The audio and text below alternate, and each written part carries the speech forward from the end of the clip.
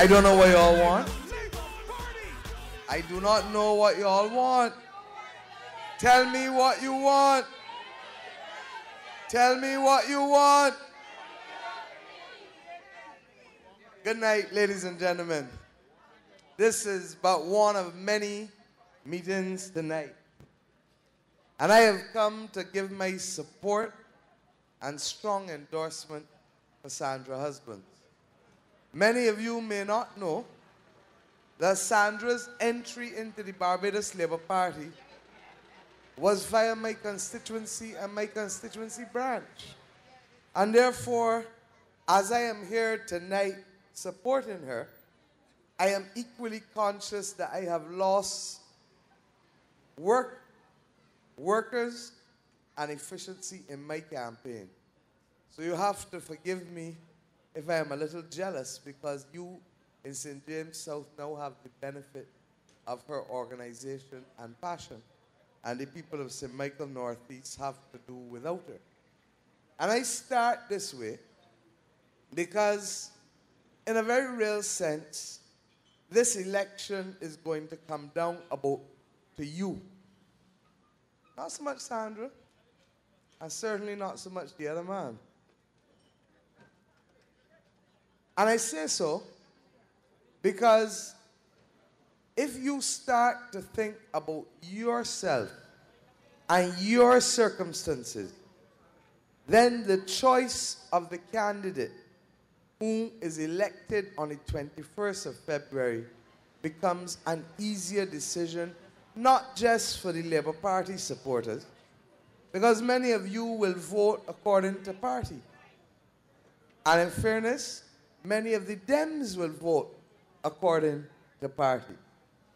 But the people in between who have to decide, where do I put my support? You are the ones to whom I want to speak to tonight in particular. Directly in front of me and through the streaming wherever it is carrying us in the world. Because, as you know, you can find a Bajan any part of the world, and he or she can still get back here to vote in time, because they tend not to take you off the list even if you've been out for 20 years. And I start from this point because Barbadians have seen an extraordinary level of hardship in the last 5 years. At all levels. Businesses, households, young people on the block, Jews, Gentiles, whites, blacks, Indians, Chinese. And still got a few of them here. And this hardship has not known any boundary. It has attacked each and every one of you in some way. And it is not that you don't expect in life sometimes to face hardship, but you expect that when an obstacle comes before you, that there is a response. And one of the things that has struck me most is that the biggest critic of the Democratic Labour Party government and the Prime Minister has been none other than Don Villinis. He has been the one who more often than not can be heard publicly chastising his own government for their failure to act, as if that chastising is sufficient to excuse him from being part and parcel of a government that refuses to take action in your interests and on your behalf. And I don't have to repeat the litany of woes. You know it all. Alexandra School, unresolved. Clico, the most hurtful of them, unresolved. And I want to spend a few minutes talking about Clico before I finish tonight. Because the policyholders for 4 years don't know whether to turn right, to turn left, to turn forward, to turn backward. And the one entity that can tell them and point the way is who? The government of Barbados. And not just the people in Barbados either, because David Thompson made it clear that he was finding a solution for Barbados and the Eastern Caribbean. So when I tell you that you have to vote in your own interest, I am aware that there are many people in this constituency who have policies with CLICO and who today do not know, under this government, what will be their fate. But the Barbados Labour Party has made it clear that one, it is unconscionable to keep people holding out anymore. Two, that we believe that that is needed for our financial system to settle back down and get confidence again. And three, that the money returned to the policyholders, some will save and some will spend. And when spending starts again, just as we have proposed with the return of the travel and entertainment allowances, when spending starts again, all like that mini mart, all like the shops, people buying. When people buy here, it means that the businesses that supplying this mini mart, Bryden's, SBI, Stokes and Bino, call them off, that they need more people to do the distribution and the promotion and the marketing.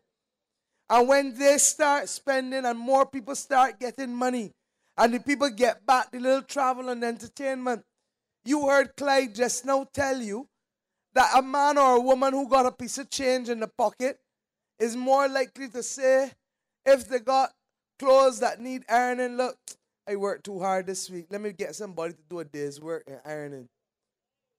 Or, I worked too hard this week. Let me get somebody to come and help me cut this lawn back here. Or, I worked too hard this week. I need to relax. Let me get a little pedicure or a little manicure. And all of a sudden, money starts to trickle. Money starts to move. And it's the same reason why we say that this government has an ill-founded policy of having virtually no capital works program, no construction program for government. Because if it is the one thing that you need, is the ability to be able to make sure that you are building capacity for the future. But you know what I find amazing? That the Democratic Labour Party has consistently accused the Labour Party of being interested in buildings and not people. And you look at the ads, all of the ads are buildings. And the only time they have a picture of a family, go back home and pull Sunday's paper. And when you do it, then go on the web and look for pictures of black families. And you will see a picture, same picture that they use in their ad. You thought it was Bajans. I thought it was Bajans. It was a picture of black Mormons out of the United States. So insensitive were they that they didn't even come in Haynesville or West Terrace or Oxford and tell a family, come out, let me take a picture of you. Get this youngster here a piece of work and tell him, go and take a picture of some people and let us advertise. And they go and pull down this picture from the web and tell you that is their representation of a Barbadian family. But that is a side point. The point is this, that when you build capacity, when you spend money in government's capital works program, you're building a building for the future, like the airport, like the seaport, like the bus terminal, that will make back money in the future, like schools that will ensure that you have a greater number of people educated.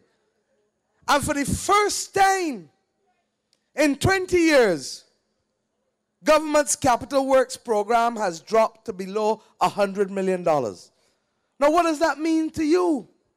It means that the carpenter, that the mason, that the welder, all of the people who would otherwise and who under us had so much money in the pocket and so much work that they can pick and choose which job they want, cannot today find work in this country sufficient to keep them employed. And yet you hear that this is a government that cares. In the meantime, what do?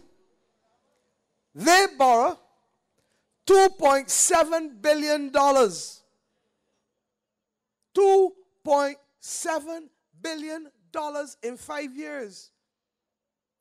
And $1.7 billion. Not my figures alone. The Barbados Economic Society put out an article today. $1.7 billion in the 5 years is just to pay salaries and buy goods and services. You know, like how you in charge of a household and you're buying food and you're paying for light when the month come. It's not for the building. It's not for the construction. It is just to live month to month to month to month to month because they have not properly managed the resources and the expenditure of government. Now, you know that if you were to do that home at you, Winnie, it can last, you can do it for 12 months. You could not be borrowing to pay people to work at you month after month after month after month. And it is no different with an economy. But you see, when you hear them talk about Barbados as a society, not an economy, it is a lot of fancy language to excuse the fact that they do not have anybody competent to deal with the economy. Not a fella. And therefore they hide behind their incompetence because they feel that the best form of defense is attack. But you know, and I know, that it takes cash to care. And you cannot build a good society if the majority of your people cannot find work. You cannot build a good society if you cannot take care of the people who cannot take care of themselves. You cannot build a good society if your health institution cannot provide for the people who must come to it. And all the talk about the hospital remains in as bad a situation tonight as it was 5 years ago when they got on this platform, on their platform in this constituency, and told you that health care was a problem in Barbados. If Donville could be as good as managing the Ministry of Health as he is good at political picong and political illustration and political fabrication, then we would have a perfect healthcare system in this country. We really would. And I don't dislike the man, that is the truth. But what I tell you is this, that I know that this government has not made a difference in the healthcare system. And Jerome is here tonight to talk, and I have every confidence that he will speak to it. He has given you chapter and verse of the shortages in the neonatal unit and other parts of the hospital. And those things take cash to care. But if you are borrowing $1.7 billion to pay salaries over 5 years, no wonder you cannot provide the necessary things at the hospital that the people need. No wonder old people now have to line up for hours to get free medication if they want at all and still pay a fee with it in a way that we have said should not happen in this country. And that people get bad feels waiting in the polyclinic.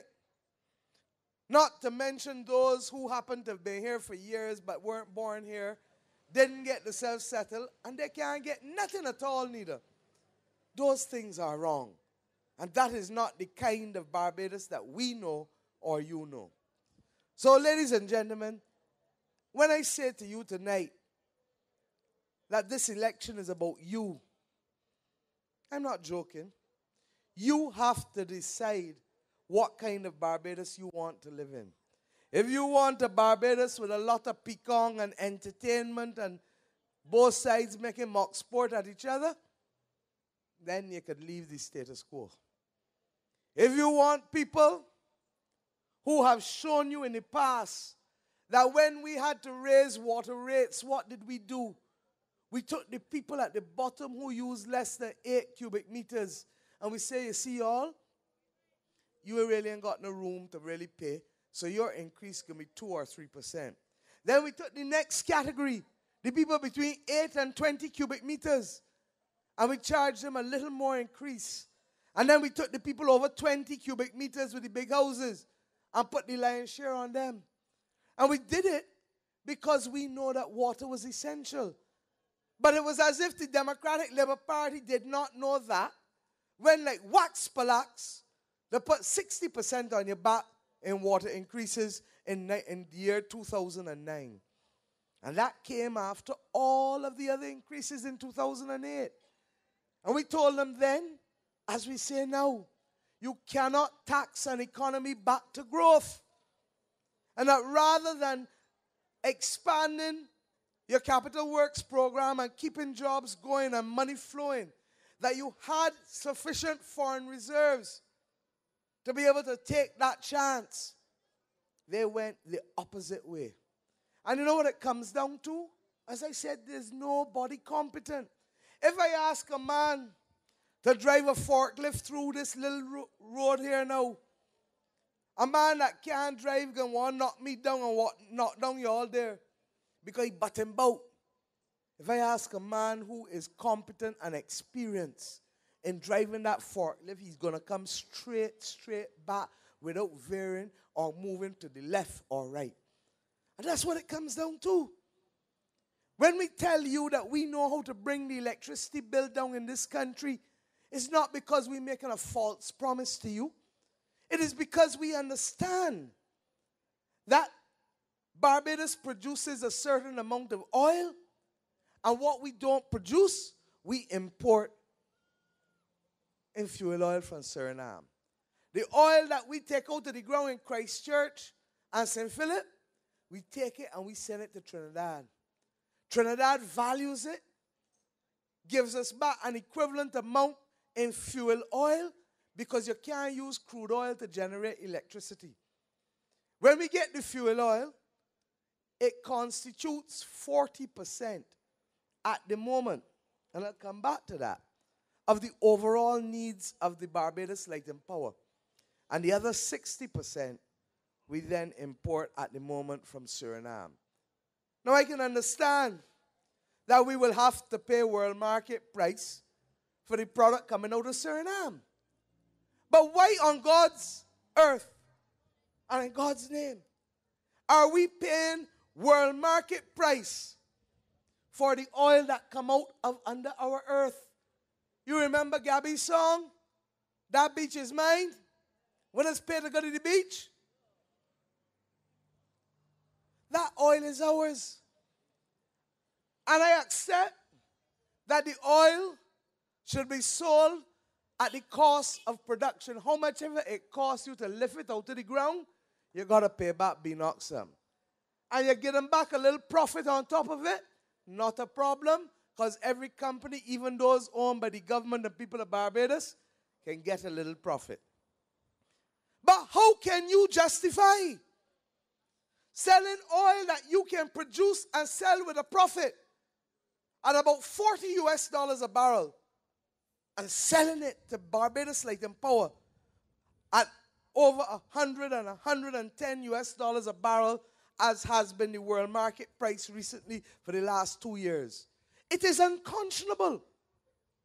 And people scotching in this country to pay light bill.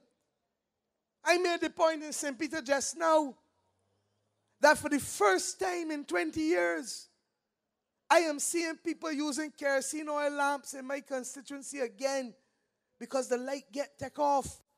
And if they got a choice between water and light, most of them now choosing water because they can get it fresh and they can keep the house sanitary with the water. And you still got sunshine 12 hours a day. But you have a company owned by the people of Barbados, called the Barbados National Oil Company, raking up almost $200 million in profits in the last 4 years, at the same time that people cannot afford to pay their light bills. And the acknowledgement that it is a problem for people to pay their light bills came in the budget in 2011, when the government for 1 year and 1 year only put in place a $5 million energy grant at welfare. Now, good Lord, if the people needed it in 2011 to pay the light bill, you don't think they needed it in 2012 and 2013? But you could imagine that the government didn't put it back. Same way that they didn't put back the support for the hotels on the West Coast, some of whom that have closed down, and others that have people now on 3-day week. And why does that matter to you? Because some of you and some of your family depend on that as work. So when I tell you that this election is not about Sandra or Donville, it is about you. Do you like yourself enough to believe that you should live in a country that is prospering, that can work again, that can treat its people decently? Or do you believe that we should have a government that does not know its head from its, that cannot tell you front from back, that cannot tell you left from right?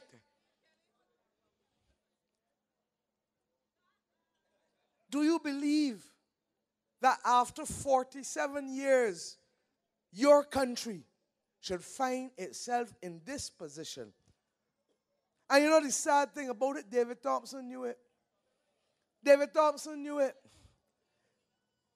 But as man makes plans, God makes his. And he was taken from this earth, and the absolute lack of competence and the absolute lack of leadership of this current administration came to the fore. And if you cannot make a decision even on an election day, if you cannot make a decision on a school that is having problems, if you cannot make decisions on these basic things, how in God's name are they going to restore Barbados' credit rating so that companies in Barbados, not only the country, but companies can borrow at cheaper interest rates, and that ultimately you can borrow at cheaper rates, that you can find work in this country again, that you can afford to pay your bills without putting them in a hat and pulling out one each month to see which is the flavor of the month to get paid? How in God's name can that happen? And I ask you, therefore, tonight, with all sincerity, this is not a laughing matter. The people of St. James South have a unique opportunity to help Barbados get back on its feet. And I ask you and your neighbors, I ask you to talk about it. I don't ask you to accept what I say as gospel either. I ask you to examine the facts. Just as a jury would examine the facts to determine innocence or guilt.